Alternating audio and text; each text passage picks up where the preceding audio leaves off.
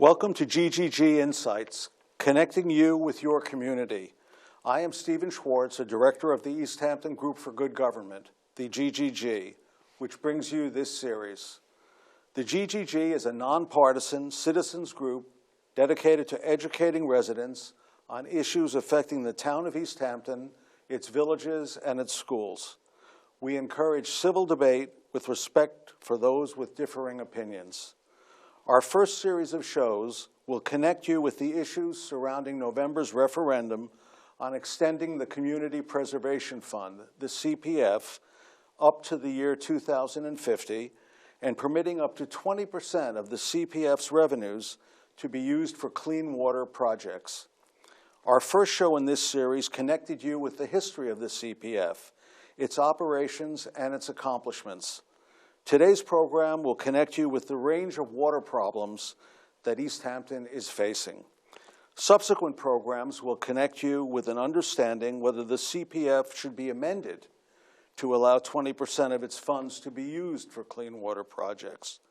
Today we will connect you with Kim Shaw, the director of the Town of East Hampton's Natural Resource Department, Jeremy Samuelson, the president of Concerned Citizens of Montauk, and formerly with the Group for the East End. Our moderator is Arthur Malman, chairman of the GGG, who has served on the town's Budget and Financial Advisory Committee. East Hamptoners are justifiably proud of the Community Preservation Fund, the CPF, and the many projects it has successfully protected, including forest lands, agricultural farmlands, vistas, and other open areas. However, the town of East Hampton now has very significant water quality projects to focus its monies and its time on. In our prior segment, we discussed the CPF and the fact that it raises about $20 to $30 million a year for the town of East Hampton. Today, we're going to talk about the water quality projects in the town and how they can be improved. We will start first with reviewing very quickly the 8 watersheds in the town, and Kim Shaw will start talking first about Northwest Harbor and Northwest Creek and tell us some of the problems that occur in the water in that area. For those of you not familiar with it, Northwest Harbor is right over here. And then Northwest Creek is this little body of water further down. Kim? Sure. Thank you, Arthur, for having me and for GGG hosting this very important series. So Northwest Harbor is surrounded by large tracts of undeveloped lands, but it still has water quality issues. Our main problem in Northwest is waterfowl, and we have had some water quality studies done in the area, but not that extensive. So we're looking at in Northwest to reestablish eelgrass beds. We're looking at maybe doing some oysteries for water quality improvement. We have worked with Cornell Cooperative Extension in the past to do some eelgrass plantings, not so successfully, but we're going to try again because we are working with Suffolk County Department of Public Works to open up the harbor and remove a sandbar, which is a barrier to allowing water to flow into the area. If you have the sandbar removed, won't you also have more boating in the area, which of course creates its own pollution problems? Not necessarily. There's a small mooring area in there that the county manages and the trustees, but no, I think removing that barrier will increase water quality. It will lower the temperature, and that's an ideal situation for eelgrass habitat. Okay. Let's now move on to Georgica Pond, which is down here. And could you just tell us what some of the problems are with Georgica Pond? Sure. Georgica Pond is a very densely populated area, has a huge watershed that contributes to the water quality issues. The watershed. Oh, Kim, for those of us who are not familiar with it, could you just tell us what a watershed is? Sure. It's all the upland area that groundwater contributes and eventionally ends up in the surface water. So it's groundwater infiltration into surface water. So it's not just the houses next to the pond, but it could be a half a mile away. Sure. Okay. And in that area, the watershed does extend up to 114 Long Lanes, the agricultural farm fields, I've seen some projections that parts of the airport are even part of that watershed, so it is huge. Georgia Capon's issues really are with nitrogen, excessive nitrogen loading from stormwater and septic systems, fertilizers from lawns, so they've got some real issues in there. But through public-private partnerships, we are working on water quality improvement projects throughout that watershed. Kim, let me ask you this, though. You mentioned that the watershed goes up to Long Lane and the farms, and a lot of us have heard that a major cause of pollution is fertilizers used in agriculture or fertilizers used in lawns. So what you're saying, I think, is that some of the fertilizers used up on Long Lane will actually eventually enter the pond. Is that? They may, yes. It's quite a travel distance, but we have seen fertilizers and herbicides persistent in groundwater. Now, how about, you also mentioned 114. Does 114 go, I mean, it's pretty far away from Georgia Capon, but how does the water from 114 get to Georgia Capon? It's all groundwater fed. There are some stormwater and tributaries that also directly discharge into Georgia Capon. Right on 27 East, where everybody's most familiar with the restaurant on the corner of Wainscott Stone Road, right. There's a large state DOT discharge point. And that stormwater culvert runs parallel to Stephen Hands Pass and then under Montauk Highway and discharged into Georgia Capon. Oh, so that comes all the way out from down from 114 right. into Georgia Capon. And how about Hook Pond, which is right next to the golf course, right. In the golf course, right. To be more exact. A different set of problems associated with that, but again, that freshwater pond has some houses, but has obviously a large golf course next to it. And Hook Pond's sort of unique in that that watershed extends back to North Main Street and quite a ways down 3 Mile Harbor. So that's a very large watershed encompassing Duck Pond, Town Pond. They're all tributaries that eventually dump into Hook Pond. My kids have thrown enough bread into Duck Pond to fill up Hook Pond, I'm sure. Yeah, that's pretty easy. But how far up Main Street does the watershed for Hook Pond extend? Does it go up to North Main in that area too? Yes, it goes past North Main Street, quite a ways down at the divide for 3 Mile Harbor and Springs Fireplace. So it's almost to Tambar Creek in that area. Oh, okay. It's very extensive. Now we're seeing some work being done around the pond in the middle of town, or just as you make the left-hand turn in front of the big white house. Right. What's going on there? That's a great initiative the village has undertaken. They're doing some bioremediation, some rain gardens. So what it is small retention areas. So instead of groundwater just going through the culvert and directly into the pond, by the way, this is Hook Pond now. Yes. Okay. And so they are retaining it on land, and eventually those retention ponds are going to be planted with vegetation. So there's going to be settling time and then uptake from the plants. So you're trying to remove as many pollutants as you can before the stormwater and rainwater enters the watersheds. Now, a lot of people have talked about Phragmites in Georgia Pond, and the people there are always fighting to get the ability to remove it. Are there Phragmites in Hook Pond as well? Sure, yeah. Okay, that's the invasive non-native plant? Right, and the village several years ago undertook a huge project to remove some of the frag, but frag removal is a constant. Every year it requires maintenance, and I think that's sort of where that project in the village dropped off. But we're trying frag removal in other parts of town. We've just started with some alternative techniques, not using any herbicides, but we're going to see how successful it is in the Pussy's Pond area. Okay, let's now move up to a big pond of water, which is 3 Mile Harbor. We have another picture up here of 3 Mile Harbor, and I guess unlike Northwest Creek, where there was mostly woodlands around Northwest Creek, around 3 Mile Harbor there's lots of density, so that must have a lot more problems, or? Sure. Well, 3 Mile Harbor, if you look at it, it's a mix of commercial and residential development.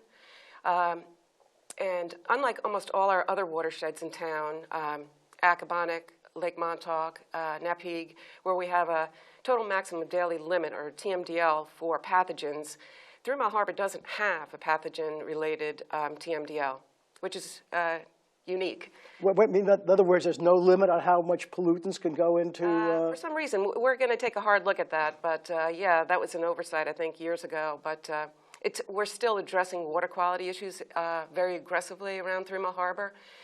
If you could see the gold border area, that's our priority watershed area, which also corresponds to our Harbor Protection Overlay District, where we're going to be focusing a lot of our water quality issues. Now, Kim, I understand that when the tide comes in, the tide goes out, it tends to clear some of these bays and estuaries, but part of 3 Mile Harbor is sort of almost landlocked at the top where it's just next to Long Island Sound. Right. How does that get cleaned out, or does it? Well, we're trying to do some upland improvements. I have 2 active grants where we're at Gann Road and the head of 3 Mile Harbor, those problematic areas where you don't see a lot of flushing, where we're working on the upland to install reactive barriers to uptake some of the nitrogen before, in groundwater before it reaches the surface water. Wow. So those are...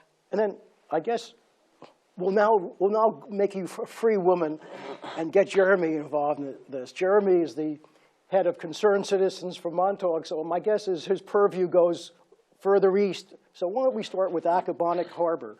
Can you tell us about what's going on there, Jeremy?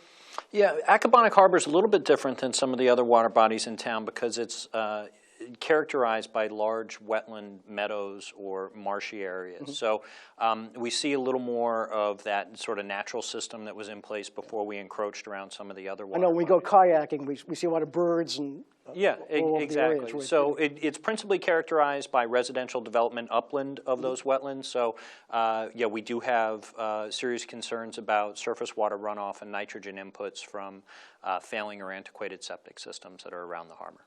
Okay. And then just, again, going further east, the next one is Nepog here. Yep. What's going on there? But so it seems like excuse me, it seems like there's a lot of green area, which is parklands around the Nepog. Yeah, so actually, if you don't mind, right before we go there, there's Fresh Pond, which as you work your way south from Accabonac, okay, it's a little hard to see on the map because that Groundwater Divide line is over it. But, that's an area that has a lot of open space and preserved area forest that's around it, but we still have very acute water quality problems in Fresh Pond.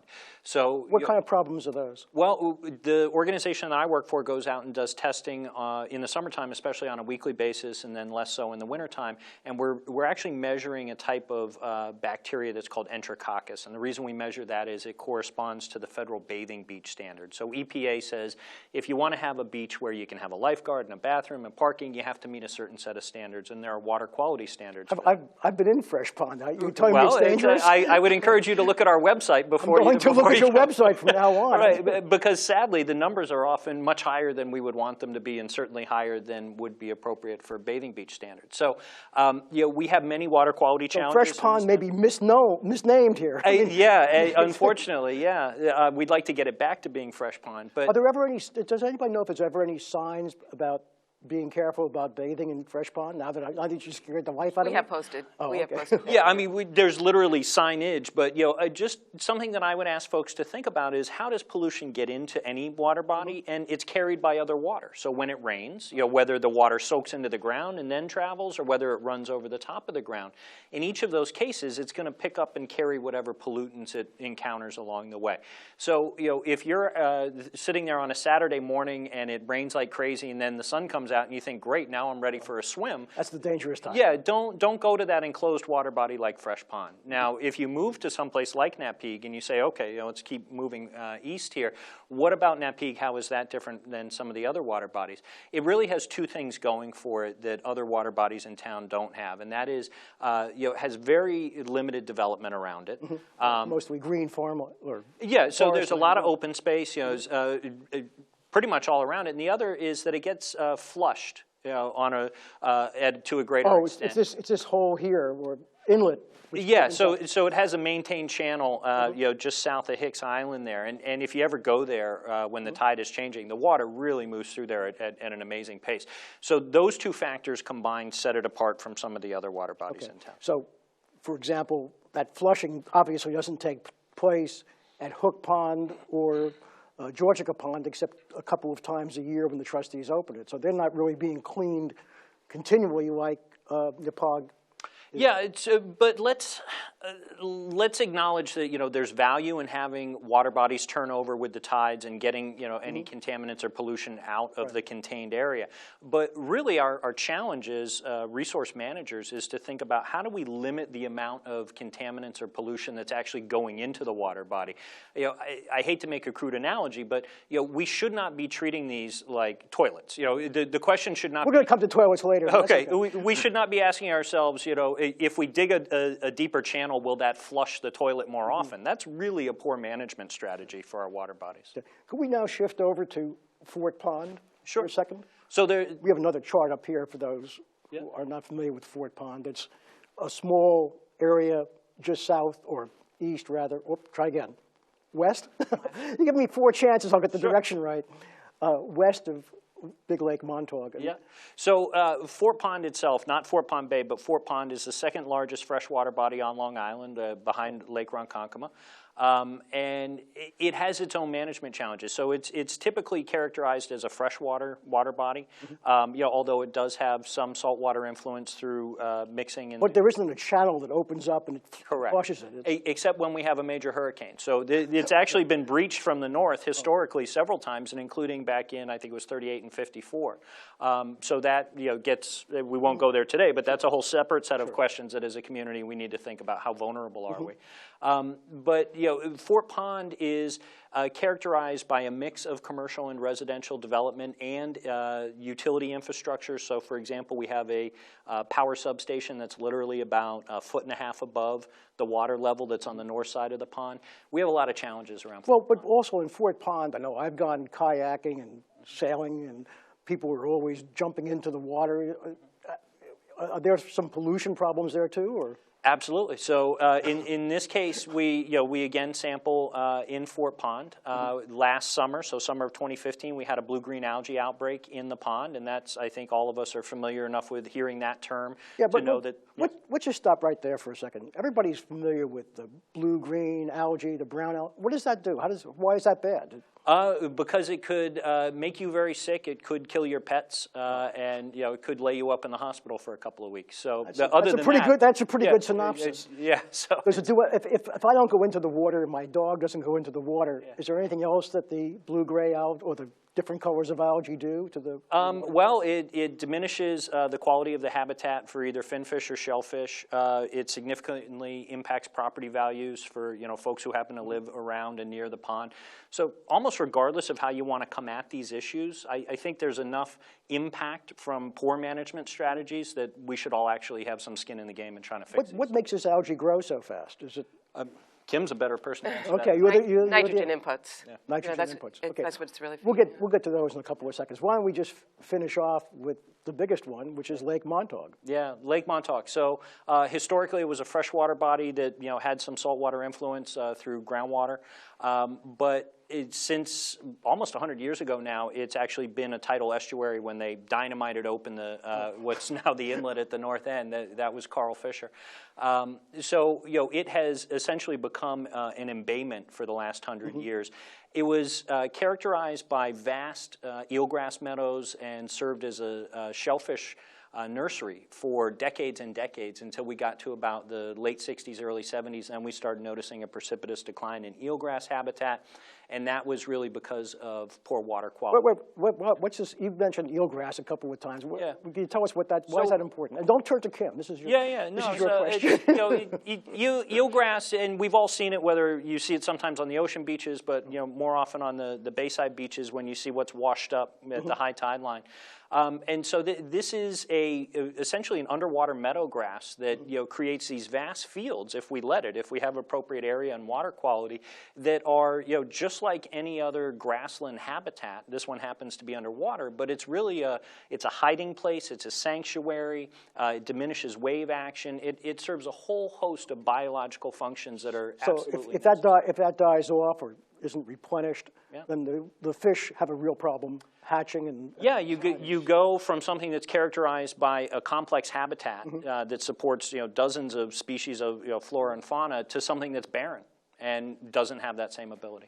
Well, now that we discussed these watersheds, why don't we talk a minute about groundwater. What is groundwater? Kim, you've been very quiet, so what is groundwater? Everybody talks about it. Well, here in East Hampton, it's our sole source aquifer. So no matter if you're on public water, you're paying a Suffolk County Water Authority bill, or you have your own private well, it's all coming from the same source. We all take groundwater is our primary, for drinking water. Mm-hmm. And we're seeing just an abuse of groundwater through, overwatering lawns. It's just the waste of water is where we've got to start a whole public education campaign on what to do about water. Now, the groundwater sounds like it's water that goes into the ground. I'm being kind of simplistic, but that's an easy way for me to think about it. It comes, obviously, rain is the cleanest. Then the farms have fertilizer, and the lawns have fertilizer that goes down. And also, I guess, unfortunately, my septic system was cesspool, if I have an older house. Does that all go straight down into the ground, into the aquifer, or does that, I guess there's this, in this other chart here we've had up for a long time, there's this brown line that runs all the way through, which is called the Groundwater Divide. Am I right in saying that if water comes from my house and I'm south of that line, it more or less runs into the Atlantic Ocean where it flushes away, or unfortunately into Georgia Pond or Hook Pond or some of those. Sure. And if it's north of that line, it's the worst place because it goes into the bays and estuaries, which are our biggest problem. Is that a fair statement of this thing? Now, what are some of the main sources of pollutants? Because we've talked a lot about fertilizer, but then there's the unpleasant thing to talk about, and that is septic waste. I know you have a chart, which are the main sources of pollution. And what about these septic systems? I think we have, 19,000 of them now in the town, or 20,000? Yeah, just about that. And out of all of those developed parcels, about 12,000 or 12,500 systems are just are cesspools, not the septic system. Okay, what's a cesspool? Is it just a cesspool? Is it just a hole in the ground? It's, it's these round rings that are perforated that contain wastewater that eventually the water seeps out through the cesspool.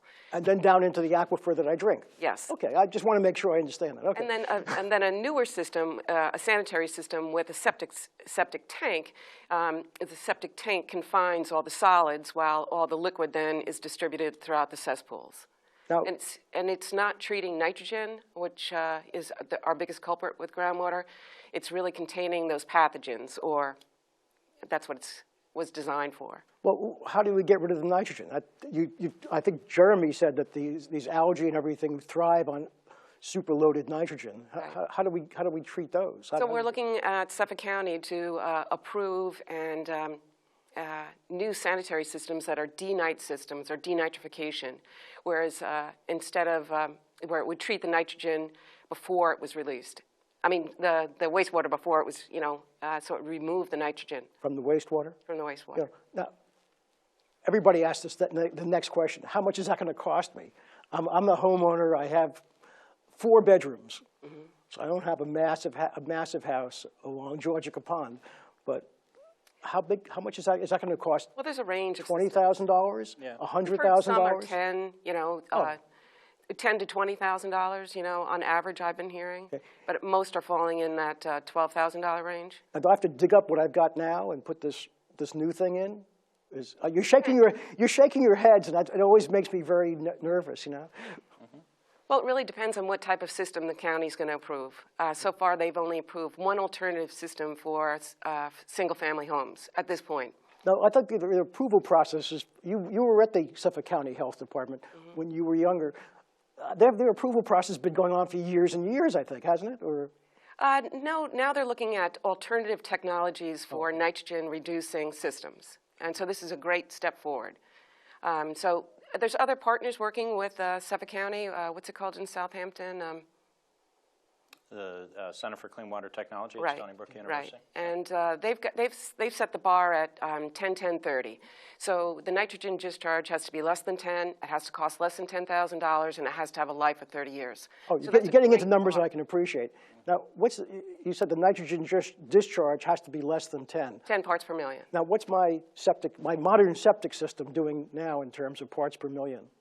Minimum 60 would. Oh, so it's 6 times? You'd be lucky if it Right. was 60. Okay, so I'm really. And if you had a cesspool, you'd be even less than that. Oh, God.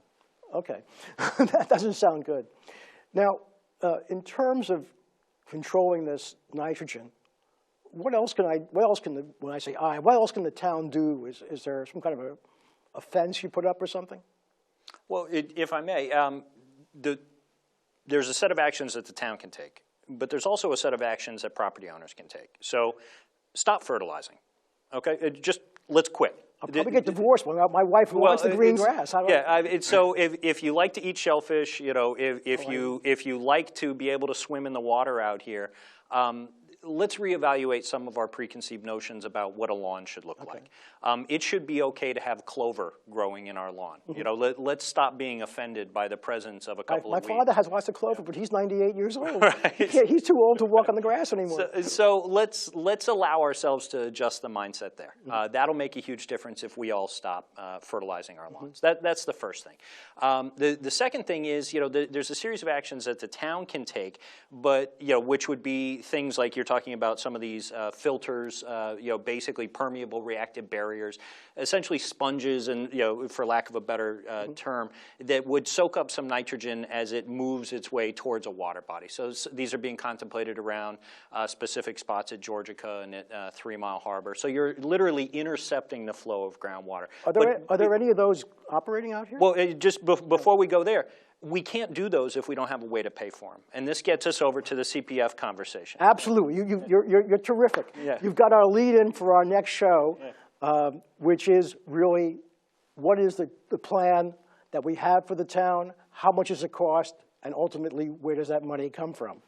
I want to thank both Kim and Jeremy for connecting with us and starting this conversation.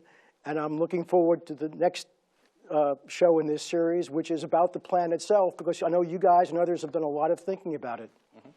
And for everybody else, please remember, don't forget that there's a referendum on this coming up on November 8th, and unless you vote, your opinion won't count. Thank you again. Okay.